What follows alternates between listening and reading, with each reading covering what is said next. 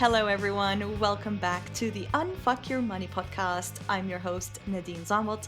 Today, I've got a very, very, very nice treat for you all.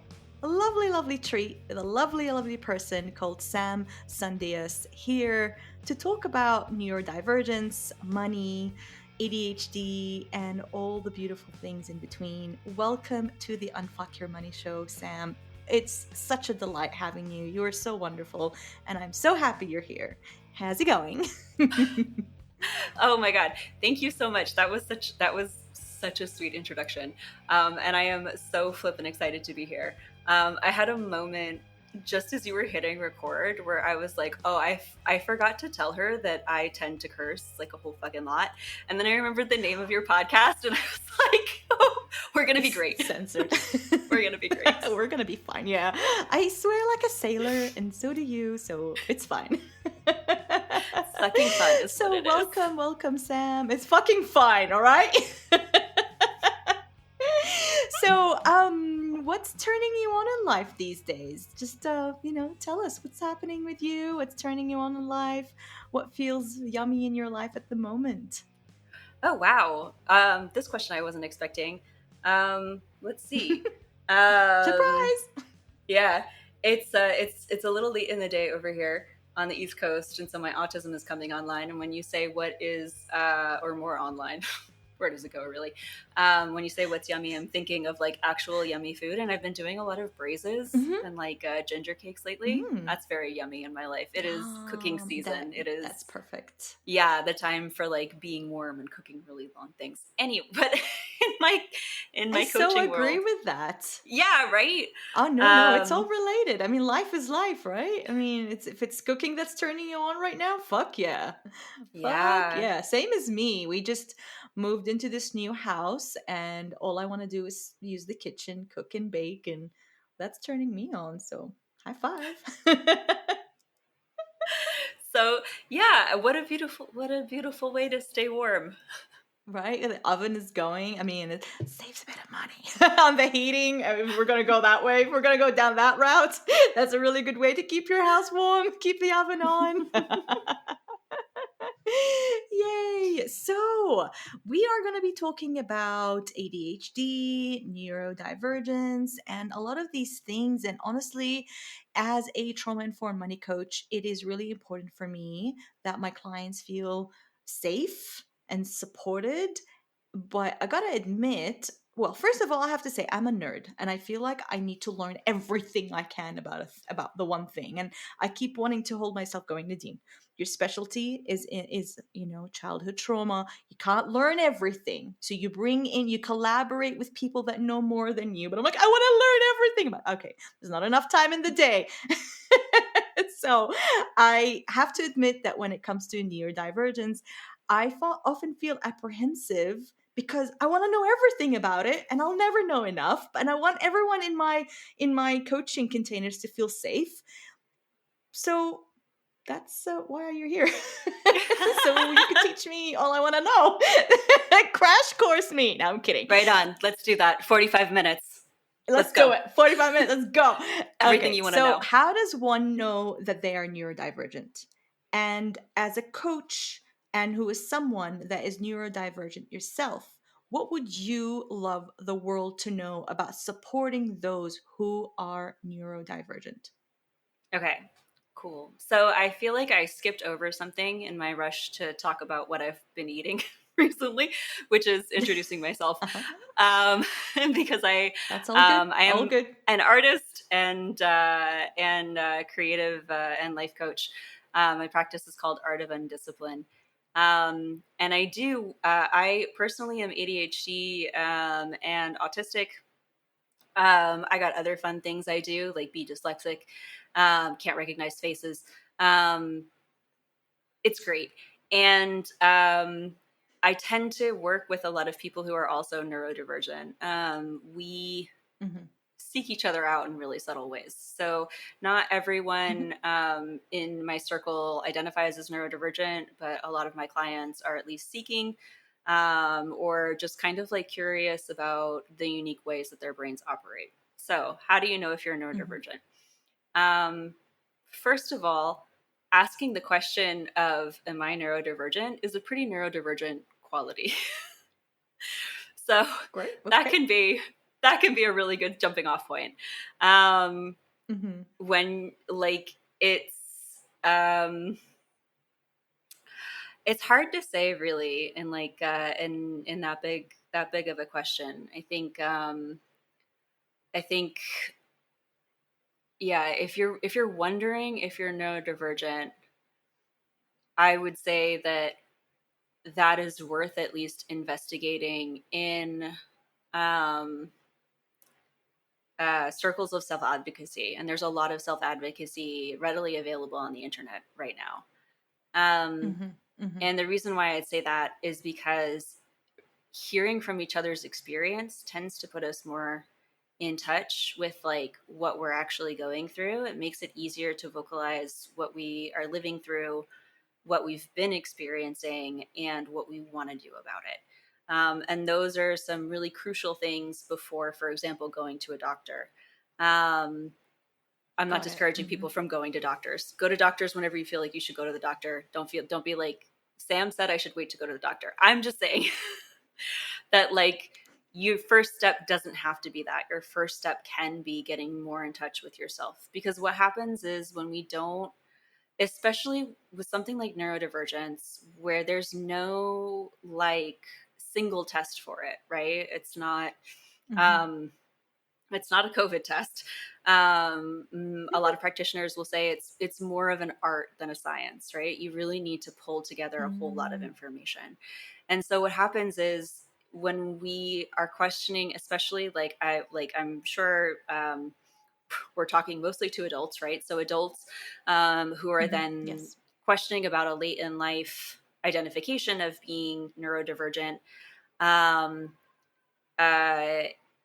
We have gotten so good at masking and pretending to be neurotypical and assuming that what we're going through is normal, that when we don't take that time to reflect with other people, when we don't take that time to seek out other like accounts of neurodivergence that highlight our experience, then we're not always equipped to be able to present the best evidence to a practitioner who's able to render a diagnosis or not. And I will put on that, right? Like, so we're talking about neurodivergence as like an umbrella term. We're going to more specifically talk about ADHD. I always talk about autism too, because a huge portion of ADHDers are autistic, and I am autistic. Both are widely underdiagnosed, but neurodivergence also includes like tons of other ways of being in the world. Basically, it's any way that your brain is operating that isn't in line with normative or what we call neurotypical ways of thinking or operating in the world.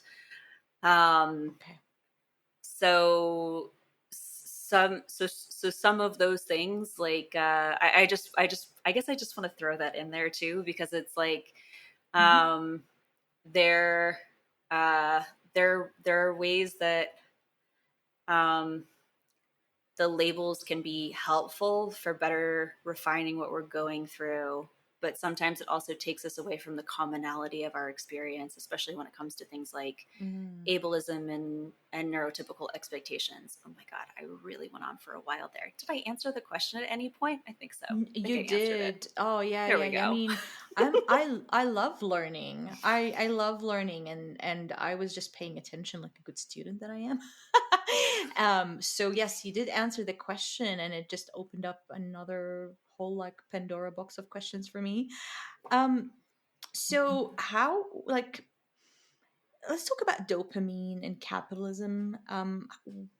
Can you tell us about how dopamine affects those who are, you want to talk more about autism and, with ADHD, so we can narrow down the term of neurodivergence. So let's talk about dopamine, how it affects, those who are neurodivergent or ADHD, autistic, and how that might affect money management and finances.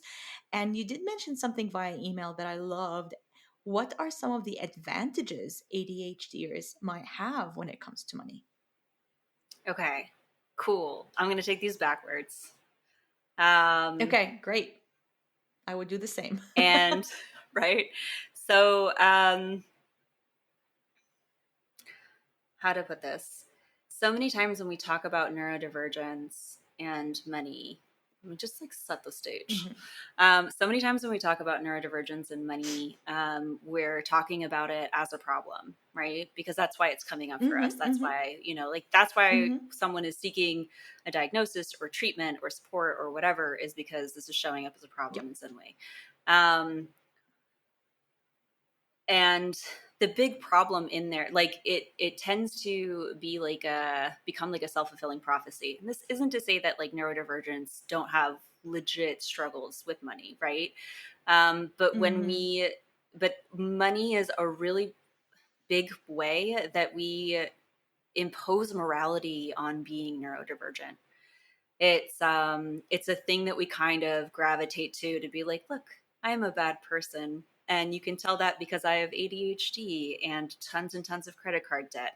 And like it's these ways that we fall short of what we think the norms are, that we use to kind of like sideline ourselves and like frequently try and like punish ourselves back into submission, back into following the norm.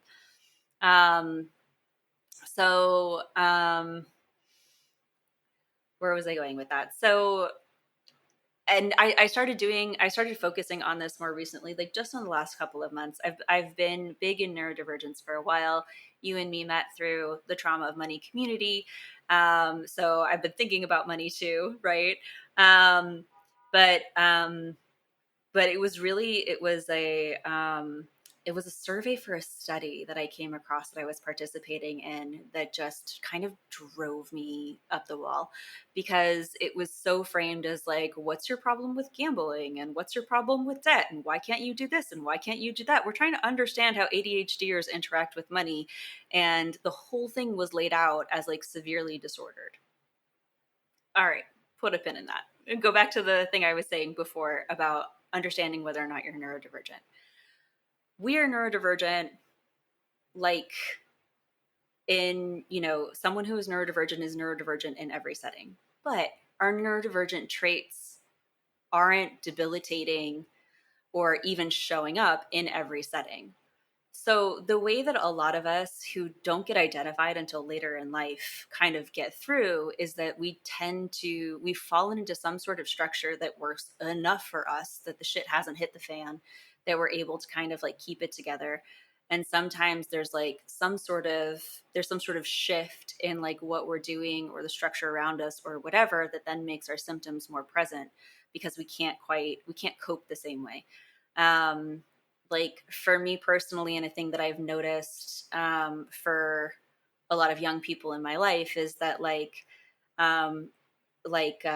did really well in school up until and then in elementary school, and then in middle school, which is around age 12 to 14, started struggling a little bit, right? And then high school was kind of okay and kind of a mess, and then by college I was barely keeping that shit together, and I was still getting good grades, which is the tragic part, because you get no help if you're getting good grades. But it was like I thought that something was wrong with me, but it took me until being on this journey the last couple of years to realize that what had changed was the structure. And so that's a really frequent thing. And so then doctors will say, you don't develop ADHD later in life, which is something that I somewhat take issue with. But we can circle back to that another time. So if it's not present when you're 5, then you don't have it when you're 35, right? But if the structure around you when you're 5 years old is supportive enough so that your ADHD traits are not debilitating, or maybe aren't even showing up in everyday life, yeah, you were ADHD when you were 5, but you don't have any evidence of it. It didn't start developing until you were seen as being in disorder with social expectations for how things were supposed to go. Oof. That's a very good point. Very good point. Yeah. Yeah. There's a big debate in ADHD and neurodivergent communities about Like, is it a disability or is it a superpower? That's my bro voice. Is it a disability or is it a superpower? Because it's just like kind of like a dumb, that's my bro voice. That's your bro voice. I've got a Valley Girl voice, so that's all good. But it's just kind of like a devil's advocate or like provocative question. And it's like, it's fucking both, man. It's just a way of being in the world. It's just a way of being in the world. So like it allows us certain advantages in some ways. The main advantage being able to be ourselves, because that's who we are. This is our neurotype, right? And then it is often very debilitating, sometimes because of the way that society is set up, and sometimes because like there's just a whole lot of situations in life that our brain is not optimized for. So okay, so that's my general landscape. And then like we know from that, I'm sure most of your listeners, you said a lot of people were excited about this episode. I'm sure most of them have a little bit of a background on like why why ADHD can make money shit rough, right? So I don't want to lay out that landscape too much. Because like the thing is that the people who, there are also a lot of people in this world who aren't identified or diagnosed into adulthood, into the ends of their, into the, end of life or whatever, because they had a structure that continued to work for them the whole time.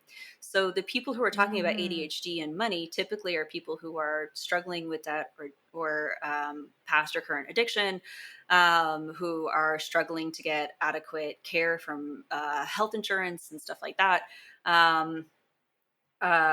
ADHD taxes, which is like when you pay extra fees and lose deposits and shit like that. It's not the people who are typically running successful businesses because their creativity and their ability to take on risk allowed them to excel in those ways. So it's like, we're not just a whole bunch of people who are like struggling. Like we are also like, we're hugely diverse. Yeah. And sometimes when we're in the weeds, it becomes hard to remember that like again, like like I'm not going to paint a rosy picture and just say like this is a strength, but like it comes with strengths and it comes with debilitating traits and a lot of shit to work through. And it's just important to kind of remember that there are both, that being in one place doesn't mean you can't find yourself in the other. And so some of those ways that like ADHDers and neurodivergence tend to have advantages when it comes to money is, like I mentioned, like we tend to be less risk adverse at times. Which means we're able to make bigger investments, not just financially, but like also like with our lives. How many ADHDers change careers and stuff like that, right? It's like we're like, that comes with a huge level of risk, but like that's something that we're able to do. There's like our willingness to go against the grain, the fact that like we can't see the world the way neurotypicals do means also that like we're able to see outside the box a lot more easily. And kind of like just our natural way of doing something is so out of sync with how, like with the normative way of doing it or how society expects it to be done, that it comes across as genius, right? Like so many of these things are like, we're allowing the external interpretations for how we exist in the world to dictate whether what we're doing is good or bad. But once we remove morality from it, we can just say, is taking on risk now something that might help me get where I want to be? Or like, is letting myself do something totally different allowing me to get where I want to be? Or do I want to choose to like try and do the normal thing this time, try and do the more authentic thing this time? It opens up so many more doors for us and creates like much more room for like flexibility and like tapping into the things that actually are our strengths and using them that way. I think you're just describing my life. Oh, I had a feeling, friend. Perfect description of my life. So just to kind of like ease into what I'm going to be asking next, when it comes to your typical concerns about like money and ADHD, what are some money management challenges that someone with ADHD would typically face, especially with dopamine and all that stuff? Yeah. Oh, right. Dopamine capitalism. Really important. Fuck capitalism. Okay. So, dopamine, like a neurotype, is morally neutral. There's it. It's morally neutral. It's morally neutral, right? If anything, we can give it like we can assign it a positive intention because it exists to help us survive in the best way that it knows how, right? It doesn't have thoughts. It's not planning stuff out. It's morally neutral. And because there's this big thing recently about like almost kind of vilifying dopamine because of the way that it's being exploited by capitalism. And this is not just a neurodivergent thing. This is like an everyone thing. And I actually might tread a little lightly on this question because a lot of my thinking around this is shifting as I better understand dopamine, not as the receiving of a reward, but the anticipation of an unexpected reward. Ooh, gotcha. So gotcha. Okay, there's a big shift there, but basically in how we understand how it works, but basically seeing it this way helps to explain why it is that like when we want something so bad, and it's not the getting it that gives us that dopamine boost. It's the clicking the button that says purchase and then knowing that it's going to come, being like, oh wow, I actually bought that thing. It's the sliding the credit card and being like, oh wow, I actually bought that thing. And then what's happening in our brains after, it's totally different. It's a totally different landscape. So where was I going with that, man?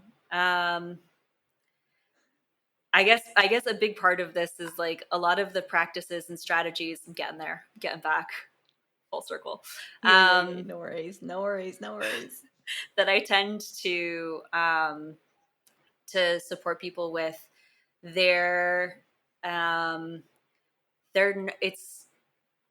it's not so much like tactics and practices for how to manage money. That's not my specialty. Those things are really cool and awesome and useful. My specialty is more like, how do you strategize an emotional landscape where you're willing to take on these things and stick with them? And part of that looks like understanding the role of dopamine enough to be able to reroute yourself into appreciating the things that are around, like creating like a kind of like intentionally like being like, oh, my brain is just doing a dopamine thing. Like this doesn't have inherent meaning. This is just some dopamine draw. I know that I feel like doing this, and I can decide that what I want to do is stick with a different plan. And it also means that when you go the dopamine route, that you can be like, oh, interesting. Now I feel shitty. All right. Fell off the wagon there for a moment and come back to it. Come back to like whatever your longer term goal or practice is. And what's inherent in a lot of this and a lot of my work is like, how do you deprogram shame? Because shame makes everything way, way stickier. It makes it so much harder to like see the average from the perceived streak, like what we should have, right? Instead of like, the should, the real way that we're actually showing up. So, okay, I understand you don't like directly help people how to manage your money, and I knew that.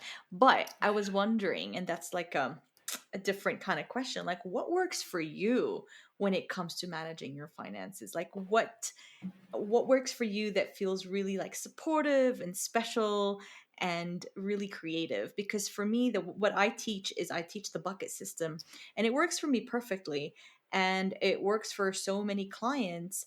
But some clients, especially those that say they have ADHD, and they just feel a little bit overwhelmed with it, and I feel like maybe I need to simplify it.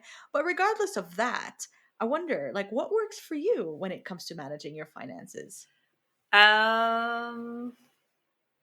This is an interesting question I might decline to answer just because I Okay. don't. Yeah, I mean more, not more than like what um I already said around like figuring out how to deprogram shame so that Yeah. I can increase flexibility in the different things that I'm doing. Mostly my Mm-hmm. strategy is to fuck up a lot. I guess another reason why I'm not gonna talk too much about what I do personally is also because I've Mm-hmm. been married for like 12 years. Um, Mm-hmm. and so I don't really have I have my individual money habits, but the way my financial life looks is very much involves another person whose financial Yeah. stuff I'm not gonna spill on the internet. Yeah, yeah, obviously. Yeah, yeah, yeah. That's but fair. That's fair. but Why I not? no Everything's on the internet now. right. I'm joking. But I mean Yeah. some of the stuff that I can say too is that it's just like is that like being able to figure out how to bring in a level of play with my Mm-hmm. spending, with what debt I'm allowing to Mm-hmm. accrue, with what I think I can afford. Um, Mm-hmm. it it that has radically transformed things for me and made a lot more stuff possible. Because all of those Mm-hmm. things too are like debt is also morally neutral. It's just a tool. It's a Of tool course. again Yeah, that yeah, gets yeah. frequently It's a exploited yeah. by capitalism. Yeah, to make us feel really fucking shitty, to keep us Mm-hmm. financially trapped in different places. Like again, I don't want to downplay the way that people struggle with it, but part of its hold on us is this belief that like people who don't have debt are better off, when again we Mm-hmm. idolize a lot of rich people who are in their financial success whatever, who are just fucking swimming in debt, um, Mm-hmm. uh, because that's part of the game. That's part of how you The create that game. Yeah. flexibility. Yeah. Yeah. So Mm-hmm. again, Mm-hmm. like I'm Mm-hmm. not encouraging people to take on debt. I mean, I can. This might be getting away from ADHD a little bit, but I have a personal story that I feel. Oh yeah, please go on a tangent. Yeah. Um, Again, like I'm not encouraging people to take on debt, but just like feeling into what feels a little spicy and playful and what feels like while letting yourself off the hook in some way. Okay, so here's my story. Um, I grew up in an emotionally abusive household and psychologically abusive household, and one of the ways that my dad exerted control over me was by trying to create financial insecurity in me, and instilled a lot of practices around like debt is really bad. Like at one point, asked me to drop out of college because didn't want to help me take out loans, and also didn't want to pay for it. And so it was like it was there was just this huge moral dilemma around money, around people who use, like people who take money, people who accept money, and all of these things. And one of the things that I was taught through that was that you like it's really really good to pay your credit card balance off in full every single month. um and so that was something that I have been fixated on for like most of my adult life. It's like if it came between paying rent and paying my credit card off in full, like I was always closer to emailing the landlord to just be like, you gotta wait a little bit, than I was to not Yeah. paying my credit card off in Pay full. interest. Mm-hmm. Yeah. And so and like yeah, it's like there's a lot to be said not leaving money on the table by paying interest and stuff like that. But again, Yeah, yeah, yeah. it's Of like course. how can you take on a level of flexibility with what you're willing to do? And like for me, the first time that I had enough money and I just decided not to pay my credit card bill off in full, I Ooh, felt yep. unburdened. It was just Mm-hmm. like, yeah, I know I'm giving more money to like a really shitty bank and like, but like I'm also not benefiting from being so stringent about these kinds of rules and stuff like that. And just like Yeah. kind of, I don't know, like pop in a new level of debt cherry or something like that. Like it was just like, it's okay. Like Yeah. this too is all right. Like this, like all of this shit, it's not real. The impacts that it has on our lives, those things are real. Um, and again, when we're able, like however much we're able to tap into the comfort of play and stuff like that, like that that gives us so much more creativity and so many more resources. So coming from that story, a Yeah. conversation that I've had with a number of clients when they're struggling with debt and stuff like that, or they're mad at their former selves for taking on debt, it's Mm-hmm. like, but I Mm-hmm. hear that and I'm like, how beautiful that you let yourself have that. Even if it was a mistake, even if you would do it Yeah. now, you were still making a decision in your best interest, because that's what we're always doing, right? You were still saying like, I Mm-hmm. am worth more than this perception of debt. And like, it's okay to like, it's okay to be frustrated. It's okay to wish you weren't in that situation. And you Mm-hmm. know and it's okay to like, to see the good in what you were trying to do at a different time in your life. um so that was a super long answer. um all my answers are long.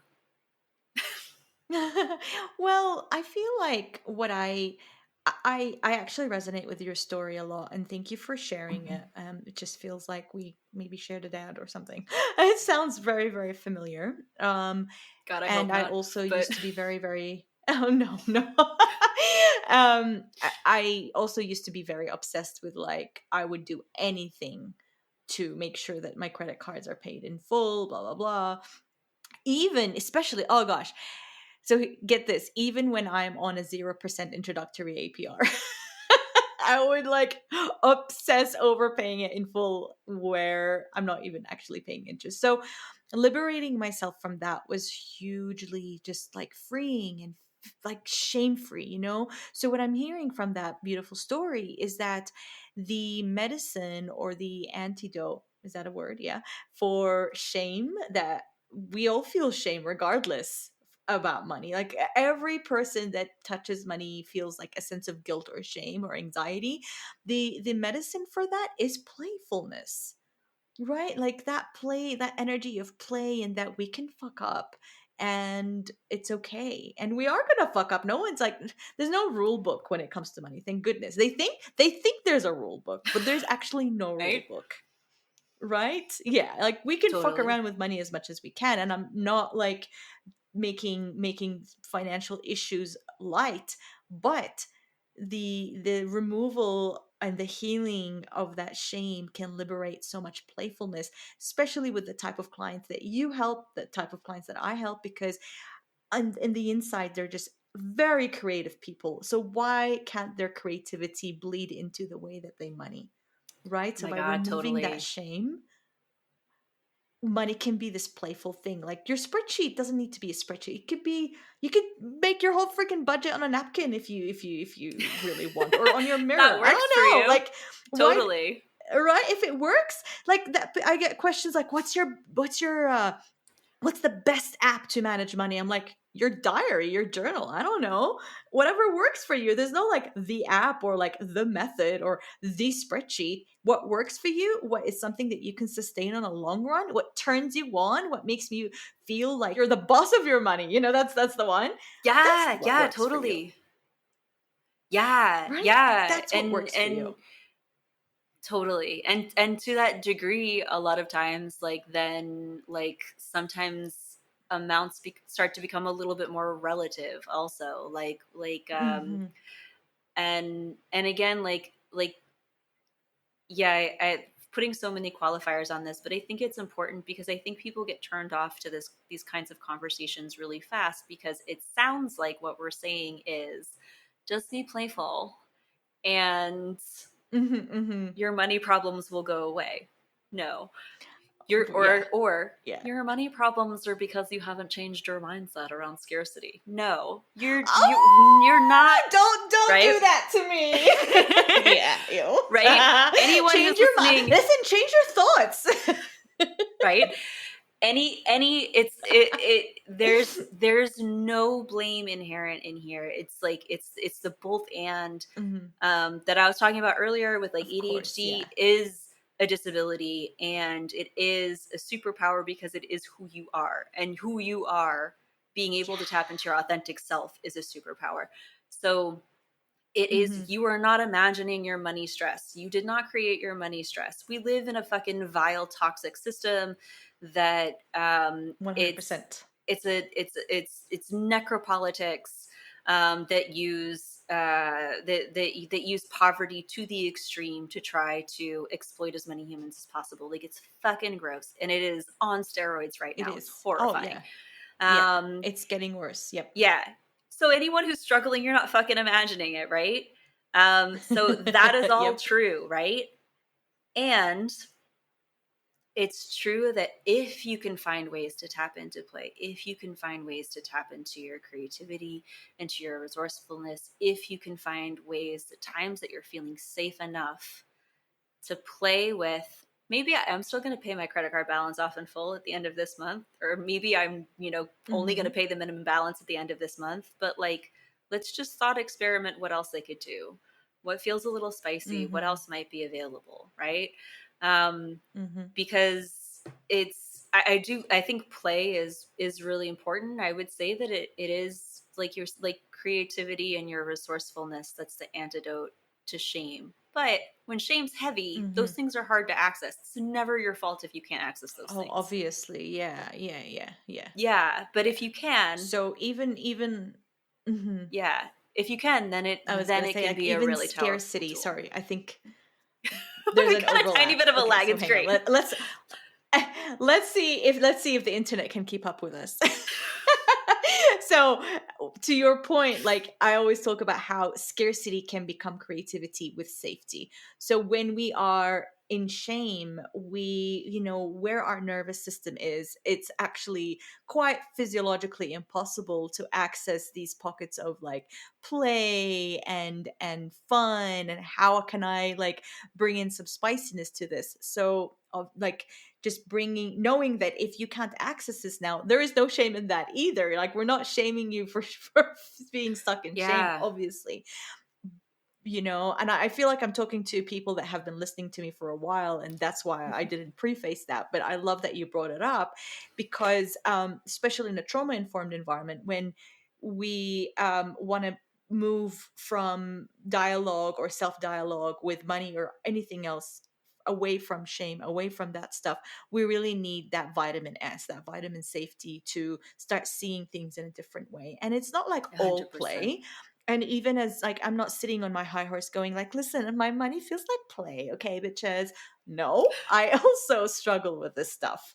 I also sometimes find myself in a tizzy where I just feel so anxious about like the littlest things when it comes to finances, and it's just because of where I am in my nervous system, and how I need space. I need to give these things space instead of doing something about them. Yeah.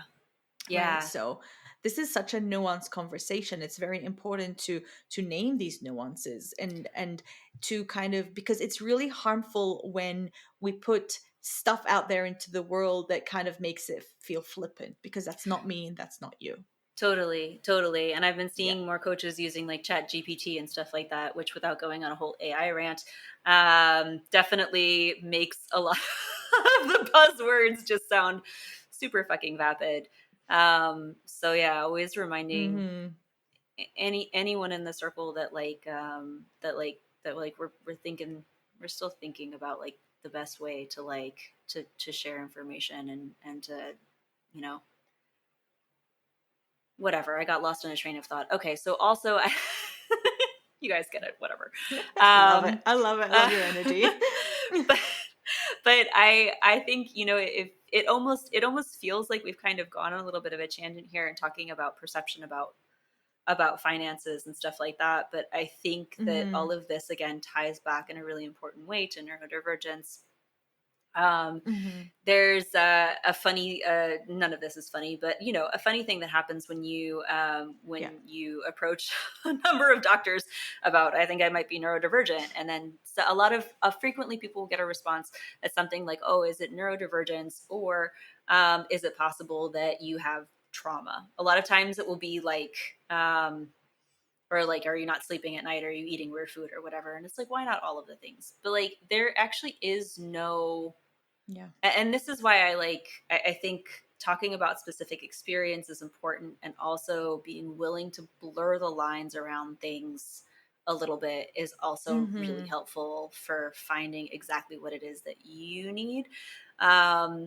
Because there is no really distinguishing complex PTSD from neurodivergence. Neurodivergence might be a result of complex PTSD. Complex PTSD is definitely a result of being neurodivergent, because we are constantly out of sync and receiving so many small rejections from society all the fucking time.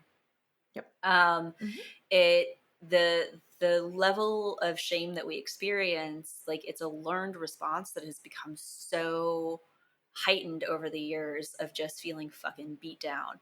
And even when we start to identify as neurodivergent, even when we start to tap into that community and feel more acceptance and stuff like that, like, there's so many small iterations of it that, like, really starting to craft a practice, regardless of how messy it is, from wherever you are, of moving away from shame and like finding your way back to play and creativity is like so key. And like, whatever tiny way you might be able to do it, like it has the potential to open a lot of doors. Because I mean, part of this too is that, like, we're talking about debt in this big way, right? It's like the bad debt, right? Debt. Right. But a mortgage is debt, isn't it? And we usually, like, when someone buys a house, we're not like, oh my God, we're celebrating them. Like, yay. Right. What an accomplishment. Oh my gosh. Right. It's not, it comes from like a level of risk. It comes from those things. There's also, I love what you were saying before about like how much you're willing to kind of use money to your advantage and stuff like that. Like it's funny because I remember reading this study a couple years ago, and I'm sorry to anyone who's like wants to know the source, and I don't have it because it's long gone. But anyway, it was something like measuring people's satisfaction based on their income, right? Or their their satisfaction, their level of financial security based on their income. And it found that as income was increasing, like, satisfaction and financial security increased, but then it plateaued at something like... plateaued. Was it at 76, I think? 76 grand. Oh, was that? Oh, I thought it... Okay. Yeah, okay. I think so. I remember but it's for something. Single. Like, if you're single.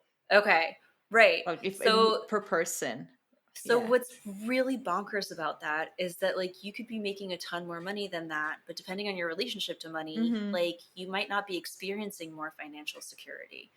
And like, you're tickling me. You're tickling my funny bones. Yes. Emotionally. So many people are like, emotionally. I think that more money is gonna solve my money problems. No, dude, if money makes you anxious, what do you think more of it's going to make? Ooh, it's going to make you worse. Right. I felt worse the more money I made when I was in the throes of my money trauma. Oh my gosh. I was the scariest thing. Like, just take it away from me. I don't want it. Yeah. You're right. Yeah. Which we end up creating the world that we believe that we desereve. Like, I mean, I don't want to go again too hard in that and like any sort of like victim blaming thing. But it's just kind of like, because again, we live in a horrifying capitalist system that will take advantage of everyone it possibly can, suck the life out of all of us. It's really trying real hard. But whether or not you have the possibility to feel that kind of financial security when that kind of wealth comes your way is dependent on your ability to believe in some level of your deservingness or your ability to manage it and handle it. And like you said, yeah, is your nervous system regulated 100%. to having a certain level of income? So it's I mean, there's there's a funny thing too that I've noticed. That's like when I have clients who feel like they are stretching themselves, it's to pay my price, to pay the price to work with me. Um, then on the other side, it like even just that tends to change their relationship with money in, like you said, a safe I environment, agree. right? Mm-hmm. Then like all of a sudden it's like there's like a frequency shift in how much, it's not just how much money they're willing to invest in themselves, but what they're willing to charge for their work, and what Yep. the level of satisfaction they feel about the things that they're buying for themselves and their business, and all of those things start to shift too. Mm-hmm. It's like there's the realness of like circumstance, and then there's also our beliefs and like what we can afford and what we can do. Um, Yeah, and yeah, yeah. I think, yeah, okay, now I'm going on, but like something else you said that made me think, um, much, but like I have this thing I circle back to where it's like money is not our problems. Um, like it's like the system, like once you, as a thought experiment, right? What if money is not your problem? Then what is the problem? And when you start to play that game, and the problem isn't I don't have enough money, there's something wrong with me. The problem is my boss is not paying me enough money. The problem is my landlord is taking too much fucking money. The problem is why has my student debt not been canceled? And like suddenly like suddenly the responses become more uh become more varied and diverse too. Like suddenly like your response to not having enough money, you know, like if it's me, I don't have enough money, then I'm gonna work harder, I'm gonna ask for a raise, I'm gonna try and fix my money situation so that I have more money, right? My problem is that my boss is not paying me enough money. I'm not in that shit alone. Then the solution might be that I start looking at collective action, that I start looking at like, what is it like if I join a union? What is it like if we start to form a union? Like what happens from here? And like the same with like landlords and rent, right? It's like I can try and earn more money, I can try and budget better. It's like, or I can form a tenants unit, or I can even just ask my landlord, like, listen, dude, that's fucking egregious. Like, just leave my rent where it is this year or something. um and even with debt, you know, like suddenly like once you are able to move away from shame, there's like a level of empowerment that can also allow you to be like, oh, I'm striking on this debt, I'm not going to pay it, or I'm going to, you know, again, like participate in some political action or some other thing that's like aimed at changing this system. Like, yeah, once we also like allow money to be like, money doesn't have any moral compass either, right?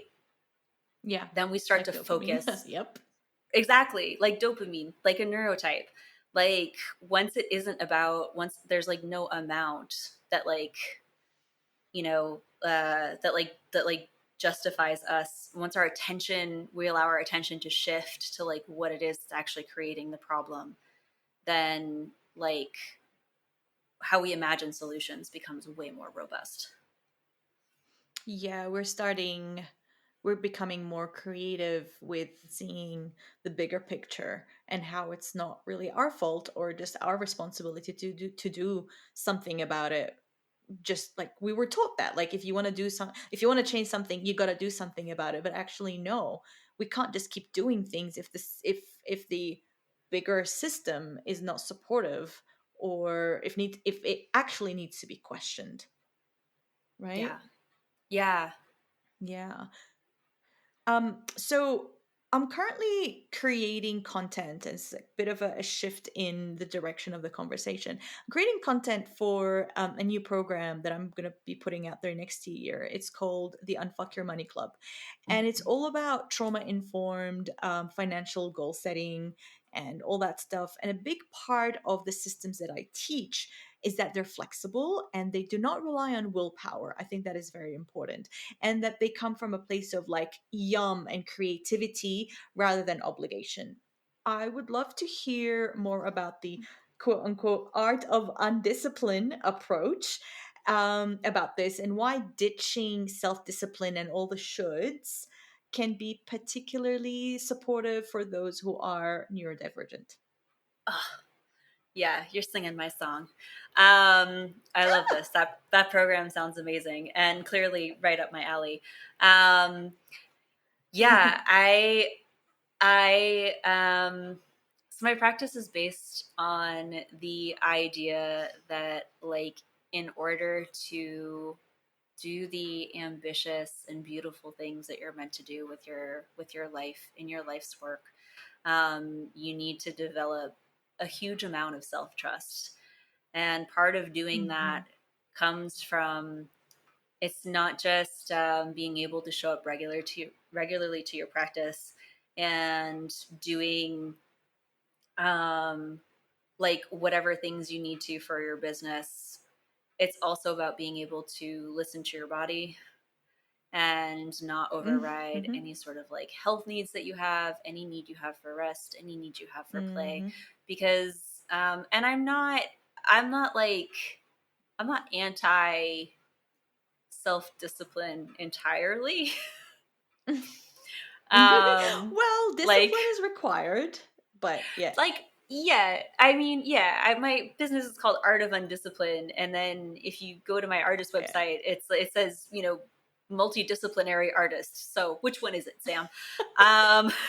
But like both.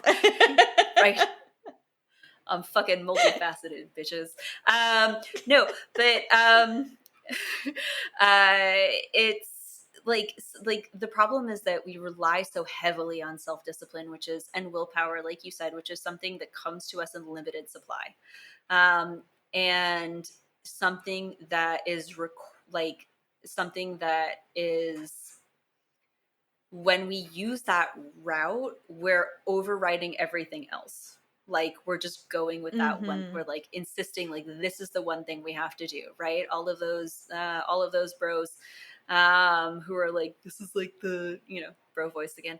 Like you need to make your bed when you get up in the morning, and then you need to take a cold shower, and then you need to run for 30 miles, and like that's how the CEOs do it. It's like, okay, whatever, man. If that works for someone else, that's fine. But like, those are not the things that like, those things are not bad in and of themselves. But like, just like punishing yourself and pushing yourself is not how you go the distance. It's how you get a small thing done in a short period of time. It's kind of amazing, right? You can be exhausted and totally not into something, totally disinterested, and you can still sometimes summon enough willpower in order to be able to do it. Like, that is magical. Treat it as such. It's a rare and beautiful occurrence. And instead, what allows us to be more in nervous system regulation, what allows us to be more in touch with like where comfort and fun and joy and long-term sustainability are, is by tapping into like creating the circumstances whereby it becomes very easy for us to show up for our work and our practice. So if you're not relying on willpower, what's going to get you out of bed tomorrow morning? If you're not relying on willpower, like what's going to help get you to the studio? Like how do you stack the cards in your favor so that if you need to use willpower for something, you got it in ample supply, And usually I don't know, it's just kind of like, I don't want to use willpower for my art practice. I want to use willpower for when I have to do my taxes or something. It's kind of a joke because I actually enjoy doing my taxes because I don't know why. Okay. In years past, I was like horrifyingly financial avoidant and still love doing my taxes. I think it's just about checking a lot of boxes, and playing with spreadsheets. Okay, something like that. I don't fucking know. Anyway, but use it, willpower to be able to go to the doctor. I don't like going to the doctor. for like those kinds of things, rather than like this is my life's work. Like this is a place where I want to feel centered, where I want to be creating from a level of self-trust and intuition that's only possible through self-trust and comfort and a regulated regulated nervous system. So like that's what you, and it's not, it's funny because whenever these conversations like self-discipline and willpower is such a narrow thing. It's such a tiny thing, right? Yeah. And all of these other practices for how to get where you want to go is the whole rest of the world. It's everything else. It's like how to set up rewards, how to like change your environment, how to like find accountability, make things fun. Like it's the whole rest of our experience. So that's my jam. Yeah, I like what you said. You know, like sometimes what happens is that, okay, say we're, January 1st, I want to get so good with money and I want to eat healthy.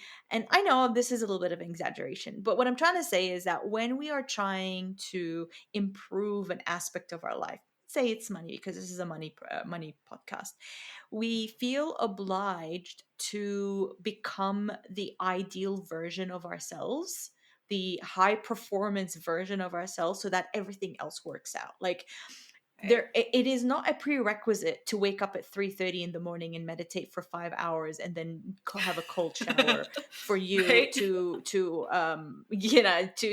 achieve your financial goals, right? Like there is no prerequisite for you to be perfect version of yourself to do anything. You can actually in a very clumsy whatever way, I don't know why I said clumsy, but I'm trying to like portray that just in whatever flippant way you want, you can achieve your goals how you are right now. Right? If you don't make your bed in the morning, if you don't go for a walk first thing, if you don't take all the healthy whatever green juice boxes, whatever, you are exactly where you're supposed to be. You're perfect as you are. Start where you're from. If you want to change something, change it from love. Don't change it because you have to. Don't change it because you saw this like really like well-toned person on the internet who is like yelling things at you, telling you how to change. Don't change because of that. Change because you want to, or because you love yourself more. Right? Like that's off topic, but I just needed to put that there. No. That's perfectly on topic. That was beautiful. And I totally agree. And I think that, that's another big component at the heart of this, right? Is like willpower can help you to do things you don't want to be doing.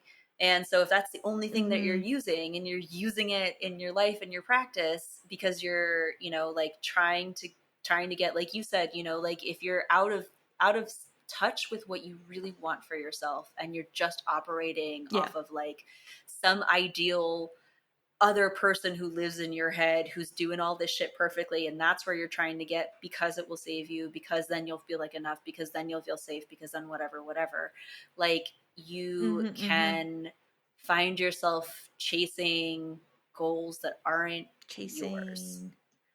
And so even if you get there, right? Even if you get there through so much like willpower and all of that stuff, then like you might find that that's not where you want to be. But when you operate, like you were just saying, from where you are, what if you are with whatever hot mess you're dealing with and whatever advantages you have, exactly where you're supposed to be for just the work you're supposed to be doing. It's perfect. Yeah. And isn't it so like liberating to hear that you don't need to change anything? Actually, we're in this chasing culture. We're chasing healing now, right? Like, what if like the other day I recorded a podcast episode, I said, if you're feeling like shit, what if there's nothing to fix? What if you're supposed to feel like shit because the world feels like shit? What if it's a global and not a personal thing? How good is that? How good does that feel? Like not blaming yourself, or not feeling that you haven't worked with the right coach because then you needed to be more happy, like you're all that stuff. What if globally things are just so broken that if you're feeling happy, maybe you're under a rock, right? Like, so just be where you are and we don't need to keep chasing, because if we are tackling a goal with that chasing energy, what happens is that we get addicted to that chasing energy. Even when that goal happens and it becomes a reality in our life, we're like, what are we chasing next? Yeah, it can that's be. my tangent on that. No, I'm very totally. I think very like passionate about that stuff. Yeah, I think it's true. We tend to try and make meaning out of a lot of the ways that we feel. And it's true that things are fucking rough right now. I still believe that there's like space for being happy, but and that happiness is not at odds with definitely. with being, exactly. Not being with being in touch. I mean, with, I'm happy now. how I'm shit happy things hanging are. out now. I can see that. Look at that. Yeah. Oh my God, I hear it. And you're so happy. But no, yeah, totally. It's definitely a and yeah, everything. It's if when we're, I think, what am I trying to say?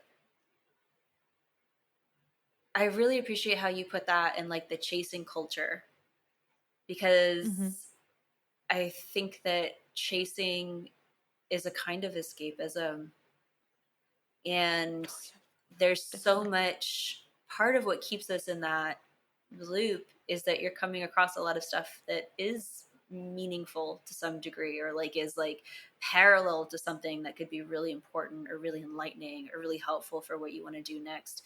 But it's also manipulated so that you just keep moving through it. And if you don't have that, if you aren't able to register within yourself what it is that you need, what it is that nourishes and feeds you, whether it's an Instagram post or like straight up food or whatever kind of like coaching or support or life's work you want to be doing, then like it will always seem like it will be hard to know when to stop when you found that thing you're actually that or rest, not just stop.